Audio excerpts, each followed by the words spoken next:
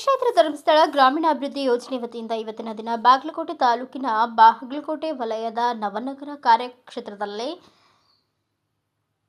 ಧರಣಿ ಜ್ಞಾನ ವಿಕಾಸ ಪೌಷ್ಟಿಕ ಆಹಾರ ಕಾರ್ಯಕ್ರಮ ಹಮ್ಮಿಕೊಂಡಿದ್ದು, ಪ್ರಸಕ್ತ ಕಾರ್ಯಕ್ರಮದಲ್ಲಿ ಬಾಗಲಕೋಟೆ ತಾಲೂಕಿನ ಯೋಜನಾಧಿಕಾರಿಗಳಾದ ಬಸವರಾಜ ಅಂಗಡಿ ಹಾಗೂ ವೈದ್ಯಾಧಿಕಾರಿಯಾದ ಐಶ್ವರ್ಯ, ಒಕ್ಕೂಟದ ಅಧ್ಯಕ್ಷರು ಸ್ಥಳೀಯ ಗಣರಾಜ್ಯ ಅವರು ದೀಪ ಹಚ್ಚುವ ಮೂಲಕ ಕಾರ್ಯಕ್ರಮಕ್ಕೆ ಚಾಲನೆ ನೀಡಲಾಯಿತು. ಕಾರ್ಯಕ್ರಮದಲ್ಲಿ ಪೌಷ್ಟಿಕ ಆಹಾರದ ಬಗ್ಗೆ ಲಕ್ಷ್ಮಿ ಅವರು ಪೌಷ್ಟಿಕ ಆಹಾರದ ಬಗ್ಗೆ ನಮ್ಮ ಆರೋಗ್ಯವನ್ನು ನಾವು ಒಳ್ಳೆಯ ರೀತಿಯಿಂದ ಇಟ್ಕೊಳ್ಳಬೇಕಾಗುತ್ತೆ. ನಮ್ಮ ಆರೋಗ್ಯವನ್ನು ಒಳ್ಳೆಯ ರೀತಿ ಇಟ್ಟುಕೊಳ್ಬೇಕಾದ್ರೆ ಒಳ್ಳೆಯ ಆಹಾರ ಪದಾರ್ಥಗಳನ್ನು ಸೇವನೆ ಮಾಡುವುದರ ಬಗ್ಗೆ ಮಾಹಿತಿ ನೀಡಿದರು.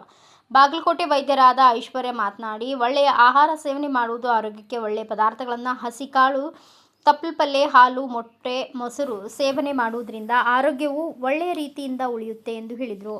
ಅದೇ ರೀತಿ ಮಾನ್ಯ ಯೋಜನಾಧಿಕಾರಿ ಬಸವರಾಜ ಅಂಗಡಿ ಮಾತನಾಡಿ, ಪೌಷ್ಟಿಕ ಆಹಾರದ ಬಗ್ಗೆ ಮಕ್ಕಳಿಗೆ ಹಾಗೂ ವೃದ್ಧರಿಗೆ ಹಾಗೂ ನಮಗೂ ಕೂಡ ಹೊರಗಿನ ಫುಡ್ ತಿನ್ನುವುದರಿಂದ ಅನಾರೋಗ್ಯಕ್ಕೆ ಹಾನಿಕರ ಉಂಟಾಗುವುದರ ಬಗ್ಗೆ ಮಾಹಿತಿಯನ್ನು ನೀಡಿದರು.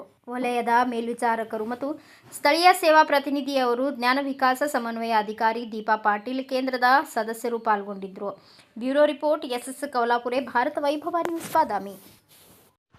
Thanks for watching. Read, discuss and debate with editor Dr. Yan Prashant Rao. Wanted reporters in print, digital and visual media for Bharat Vaibhav Daily Newspaper, BV News 5 Channel and BV Fast Web News from all the talukas of Karnataka, Goa and Maharashtra. If interested, send your resume to 9019229369.